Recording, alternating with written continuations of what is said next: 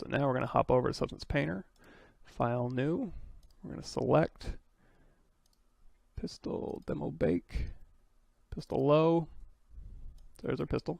And now we're going to go to Texture Settings, Bake Textures, and we're going to say 2048. We're going to grab our high poly here, and we're going to go to Normals. We're going to say Mesh by Mesh Name. Same thing for Ambient Occlusion, Mesh by Mesh Name. I think that should be fine, so we're going to hit Bake Pistol Textures. Whew. Sorry about that. Okay, so we baked our gun here. So here we got our nice normals on here. It actually baked our Mesh ID. Yay! There was a bug. If your Mesh ID doesn't bake, let's go ahead and go up to 2048. If your Mesh ID doesn't bake for some reason, when you go to Bake Textures, just turn everything off but Mesh ID, and then bake it again, and it'll go ahead and grab it. Oh yeah, we baked to 2048. So, okay, so now we can just start texturing this thing. So let's go over here to our Smart Materials, and if you're not aware, you can go to share.allegorithmic.com. You can go in here, you can download a bunch of smart masks, smart materials. If you want, you can also go here to meshes. I think I've got a couple in here. Here's one. My GDC FPS female is in here. If you want this as like a test asset, you can throw this into Painter and you can paint her up all you want. So we're in here and we're in our smart materials here. Close that out.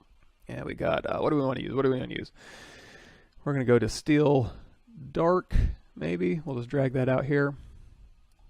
And we'll use this as our base. So we'll just have a Steel Dark base that everything can kind of sit on top of. So on top of that, we have steel gun painted. We can put on some painted steel gun. We can throw that on here. If we want this to go on just a specific area, a couple different ways we can do that.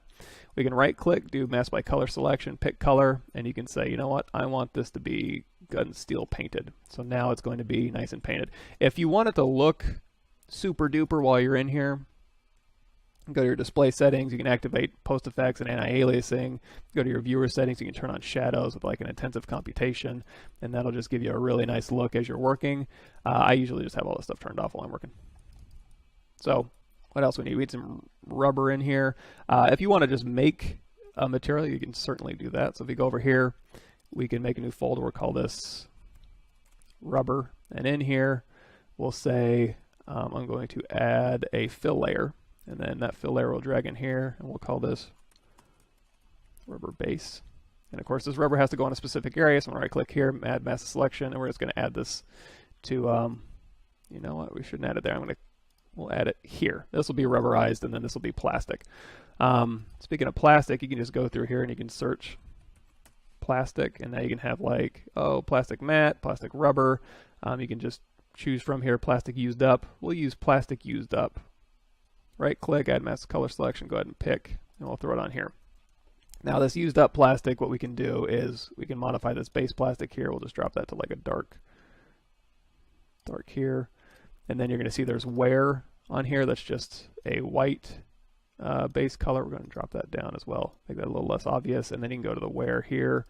And this is going to be a mask editor that you can choose. You want a lot of wear, you can dial that up. Or if you want very little wear, you can dial that in. So you can kind of change that. So we're doing the same thing for our rubber here. We're just going to kind of do our own thing. So we're going to take the rubber base and we're going to say this color is going to be pretty dark rubber, right? You can change the roughness like so. You can kind of make it a little bit shiny here. If you want to, you can also go in here to your grunges and you can say, you know what, I want to grunge up that roughness. And that'll go ahead and break up the roughness. What I tend to do though is leave that roughness on a separate layer. So I would go and make a new fill layer here. We call this roughness break up. And then I can just drag a grunge onto this roughness, and then we can kill color, metal, normal, and height, because I only want this roughness breakup to affect my roughness here. So you can see we're getting that. Under the roughness breakup, you're going to see we have UV projection turned on, and we have terrible UV, so I'm going to go to triplanar projection, and that's going to make our seam seamless.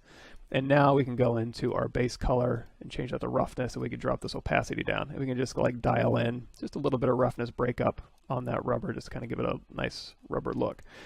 If you want this rubber base to kind of be worn on the edges, what we can do is we can Control D to duplicate this rubber base. We'll call this rubber wear.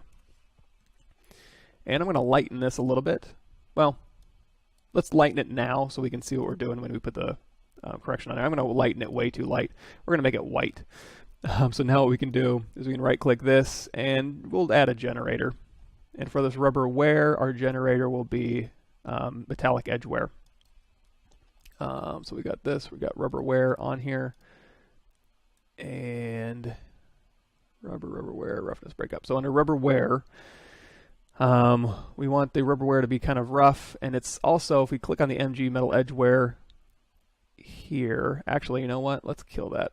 I forgot. We need to add a black mask. So that's going to make it so that the rubber wear is only going to show up in places where we paint it. So you can paint a white mask where the rubber wear is, and it'll go ahead, and if you want to see that, you can hold down Alt, and you can see the mask that we're painting. Now, because we did the folder for rubber selection is only allowing it to show up in these areas, that's why I can overpaint here, and it's only going to show up in the place where we have our color selection there. I'm going to right-click this to add a black mask, and I'll go ahead and add that as well. Just kind of reset us. So now what I can do is I want this rubber wear to show up just where it's worn. So now on this mask, I can do the add a generator, and now we're going to do, we'll do MG. Let's go ahead and kill that. We'll do MG metal edge wear. So now if I take this and change the wear level, you're going to see it's just going to kind of show up where the edges are kind of worn. And now we can start dialing in the properties of this material. So I'm going to click back on the material here. We can go, you know, it's a little light. Now if I go too dark, you're not going to see it. So I'm just going to say, oh, I want it to be a little bit lighter here. You can also change the material properties. If you want to make it more rough, or if you want to make it shiny, you can make it shinier where it's worn. But more likely it's going to be rough where it's worn, and then on the rubber base, maybe a little shinier on the rubber base. So as it kind of wears, it gets a little more matte. So that's kind of just an easy way to do rubber wear on here. If you want to, and you want to assign this to more places, just go up to that color selection, say pick color, and you can assign it to all the blue parts if you want to. If you don't want to do that, we can also add a paint here, and you can just manually go in and paint where you want your rubber to go. You can also use the selection up here, and you can go, I want to select an entire object to white, and I'm going to paint this entire thing back here rubber. Even though it was blue along with everything else, I can go ahead and add that there.